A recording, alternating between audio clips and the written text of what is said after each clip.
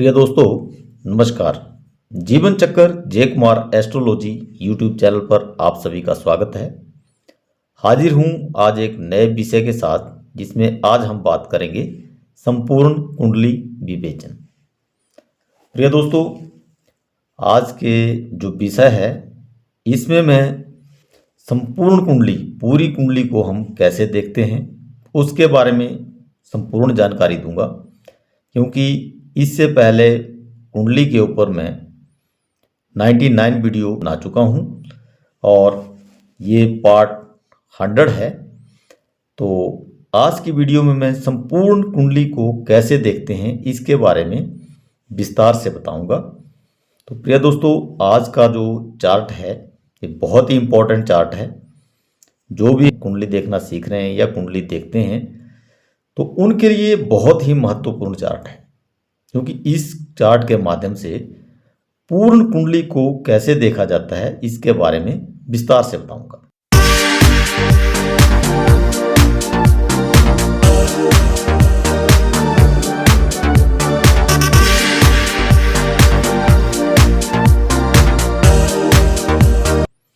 तो प्रिय दोस्तों, यहाँ पर सर्वप्रथम राशियां लिखी हैं, राशियों के स्वामी लिखे हैं।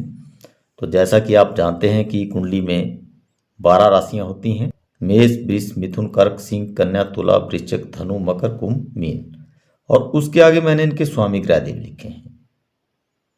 वैसे तो इनके ऊपर मैं पहले अलग अलग वीडियो बना चुका हूं, लेकिन आज मैंने इस वीडियो में संपूर्ण कुंडली के बारे में जानकारी देने की कोशिश की है और मुझे उम्मीद है कि आज की वीडियो से आप कुंडली देखना आसान तरीके से समझ जाएंगे।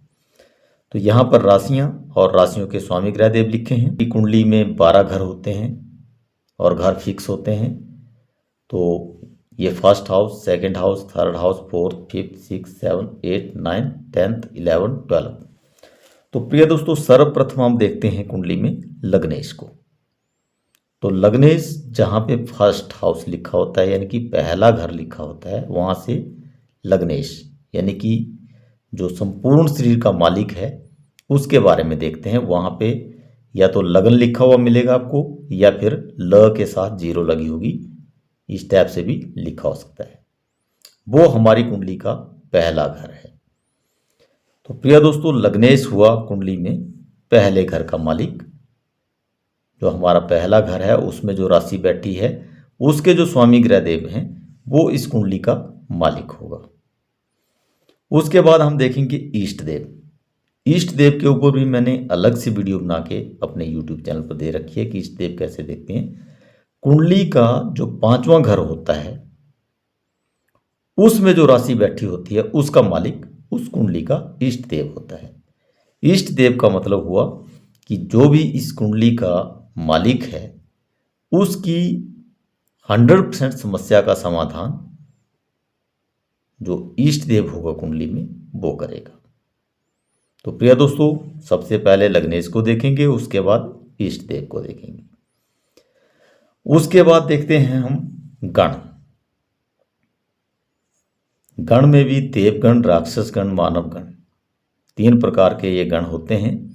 जो देवगण के प्रवृत्ति वाले लोग होते हैं वो बहुत ही धार्मिक स्वभाव के लोग होते हैं, मांस मदिरा से दूर रहते हैं। मानव गण वाले जो लोग हैं वो थोड़ा मांस मदिरा भी खा लेते हैं और धर्म के प्रति भी कार्य करते हैं। लेकिन राक्षस गण के जो लोग हैं ये मांस मदिरा का सेवन करते हैं। उसके बाद देखेंगे हम पाया। पाया से इंसान के बारे में देख लेते हैं, कार्य करने के बाद इसको रिजल्ट किस टाइप के मिलते हैं। क्योंकि पाया 4 प्रकार का होता है, जैसे सोने का पाया, चांदी का पाया, तांबे का पाया, लोहे का पाया। तो प्रिय दोस्तों, तांबे का पाया सबसे उत्तम माना जाता है। उसके बाद चांदी का पाया नंबर 2 पे माना जाता है, और उसके बाद तीसरे नंबर पर आएगा सोने का पाया, और 4 नंबर पर जो आएगा वो आएगा लोहे का पाया। यानी कि लोहे के पाए का मतलब है कि इंसान बहुत ज़्यादा परिश्रम करेगा, उसके बाद भी उसको रिजल्ट बहुत कम मिलेंगे।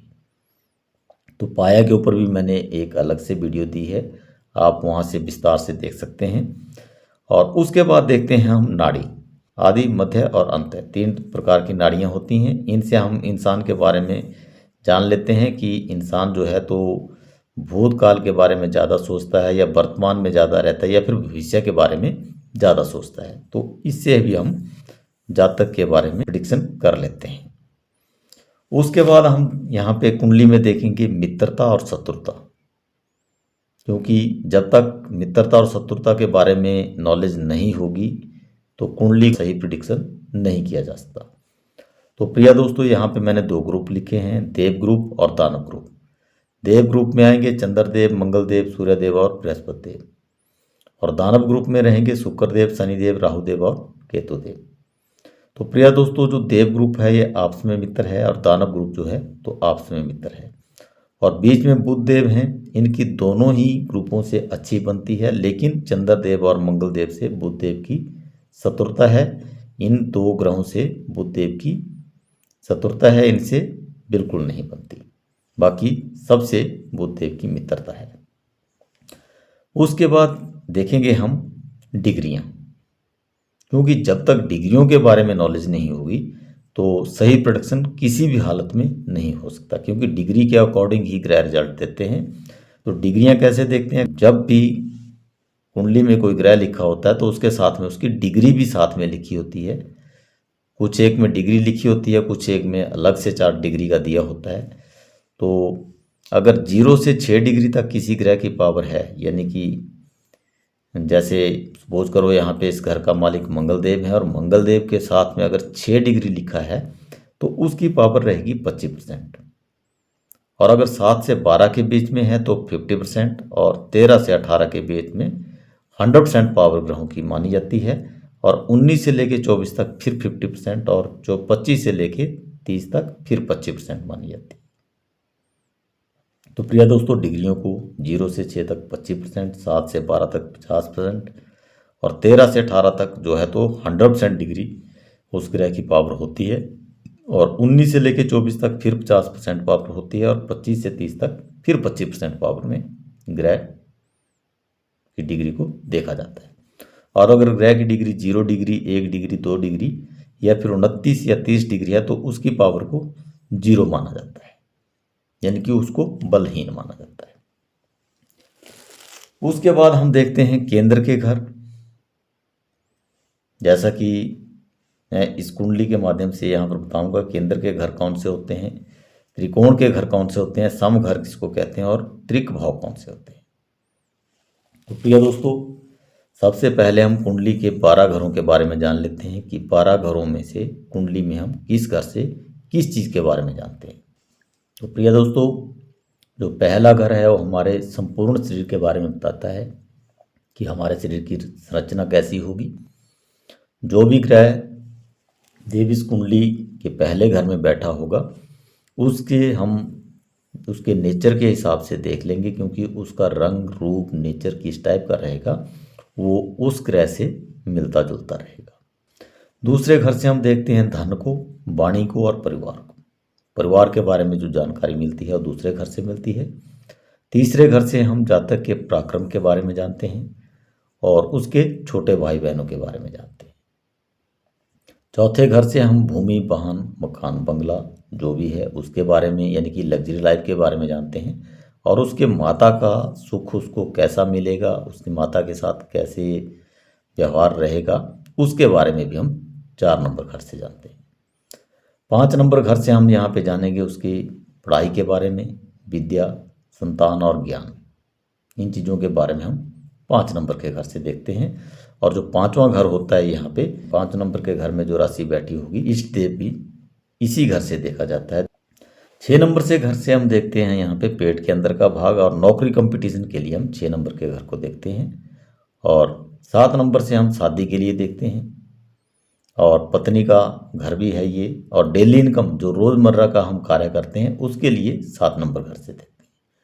8 नंबर घर से हम देखते हैं आयु के व्यय को, हमारे शरीर को कष्ट देने वाला ये घर होता है, उसके बारे में यहाँ से जानते हैं। ससुराल के बारे में जानते हैं और शारीरिक कष्ट के बारे में जानते हैं। जो 9 नंबर का घर है इसे हम देखते हैं भाग्य को, पिता को और धर्म को। और 10th नंबर जो हाउस है उससे देखते हैं व्यवसाय को, प्रोफेशन को, कि ये जातक जो है तो क्या कार्य करेगा, कौन से कार्य में इसको बेनिफिट मिलेगा। 11 नंबर के घर से हम देखते हैं आय को, जो व्यवसाय से, यहाँ प्रोफेशन से जो हमारे को आय होगी उसके बारे में, और इच्छा पूर्ति के लिए भी इस घर को देखते हैं, और बड़े भाई बहनों का घर भी ये माना जाता है। 12 नंबर के घर से हम देखते हैं व्यय, यानी कि खर्चे, हॉस्पिटल के खर्चे और जेल यात्रा, और साथ में विदेश में सेटलमेंट या विदेश कारोबार को 12 नंबर घर से हम देखते हैं। तो प्रिय दोस्तों, यहाँ पे 12 घरों की जानकारी मैंने विस्तार से बताई कि कौन से घर से हम किस चीज़ के लिए किस घर को देखते हैं। और यहाँ पर मैं बताने जा रहा हूँ केंद्र के घर, त्रिकोण के घर और समघर कैसे देखते हैं, और केंद्र के घर कैसे होते हैं। 4 भुजाकार है वो केंद्र का घर है, पहला घर है, इसको भी केंद्र का घर मानते हैं। 4 नंबर का घर है, उसको भी केंद्र का घर मानते हैं। और 7 नंबर का घर है, उसको भी केंद्र का घर मानते हैं। और 10 नंबर का जो घर है, इसको भी केंद्र का घर मानते हैं। यानी कि ये 4 घर जो हैं, इनको हम केंद्र का घर मानते हैं और बहुत अच्छे ये घर माने जाते हैं। नेक्स्ट उसके बाद हम देखेंगे त्रिकोण का घर। त्रिकोण के घर हुए, यानी कि जो केंद्र के घर हैं वो बहुत अच्छे घर होते हैं, और त्रिकोण का घर जो हैं वो भी अच्छे माने जाते हैं। त्रिकोण के घर में पहले घर को भी कंसिडर किया जाता है, 5वें घर को कंसिडर किया जाता है, और 9 नंबर का जो घर है इसको भी त्रिकोण का घर माना जाता है। यानी कि पहला घर, 5वां और 9वां घर, ये 3 घर जो हैं त्रिकोण के घर माने जाते हैं, और ये भी बहुत अच्छे घर माने जाते हैं। उसके बाद आता है समघर, यानी कि सामान्य घर। तो सामान्य घर में हमारा 11 नंबर का घर, 2 नंबर का घर और 3 नंबर का घर, इनको हम सामान्य घर मानते हैं, न ज़्यादा अच्छे न ज़्यादा बुरे। और उसके बाद आता है त्रिक भाव, यानी कि त्रिक घर, यानी कि बुरे घर। कुंडली में बुरे घर कौन कौन से होते हैं? बुरे घर होते हैं यहाँ पे 6 नंबर का घर, 8 नंबर का घर और 12 नंबर का घर। यानी कि छठा घर, यहाँ से हम रोग ऋण शत्रु दुर्घटना को देखते हैं। 8वें घर से हम मृत्यु तुल्य का आयु का व्यय, इसके लिए देखा जाता है। और 12 नंबर का जो घर है ये खर्चे के लिए जाना जाता है, जेल यात्रा के लिए जाना जाता है। इसलिए इन तीनों घरों को 6, 8, 12 को हम त्रिक घर कहते हैं, यानी कि बुरे घर मानते हैं, क्योंकि ये रोग ऋण शत्रु दुर्घटना का घर है, ये मृत्यु तुल्य कष्ट का घर है, ये जेल यात्रा का और व्यय का घर है। तो इसलिए इन 3 घरों को कुंडली में अच्छा नहीं माना जाता। तो केंद्र के घर हुए यहाँ पे पहला, चौथा, 7वां और 10वां घर। त्रिकोण के घर हुए पहला, 5वां, 9वां घर। और सम घर हुए 11 नंबर का घर, 3 नंबर का और 2 नंबर का घर, यानी कि 11 का, 3 और 2 नंबर का घर। और त्रिक भाव, यानी कि बुरे घर हुए 6, 8, 12, 6, 8 और 12, जिनको हम बुरा घर मानते हैं, क्योंकि इनसे रोग ऋण शत्रु दुर्घटना और जेल यात्रा को देखा जाता है। प्रिय दोस्तों, लगन कुंडली, लगन कुंडली किसे कहते हैं? प्रिय दोस्तों, जब भी कोई बच्चा पैदा होता है उस टाइम जो ग्रहों की स्थिति है वो कौन से घर में कौन सा ग्रह बैठा होता है, उसके अनुसार जो है तो हम कुंडली का निर्माण करते हैं, और उस समय में देखते हैं कि कौन सा ग्रह जो है तो कौन से घर में, कौन सी राशि में बैठा है, उसको हम एज इट इज़ वहाँ पे रख देते हैं और उसको लगन कुंडली कहते हैं। उसके बाद आता है हमारा गोचर। तो प्रिय दोस्तों, गोचर कहते हैं जो लगन कुंडली है उसके अनुसार आज के समय में जो ग्रह हैं वो कौन कौन से घर में बैठे हुए हैं, उसको जब हम देखते हैं तो उसको हम गोचर कहते हैं। तो आप समझ गए होंगे कि लगन कुंडली और गोचर में क्या अंतर है। तो प्रिय दोस्तों, उसके बाद हम देखेंगे योग कारक ग्रह।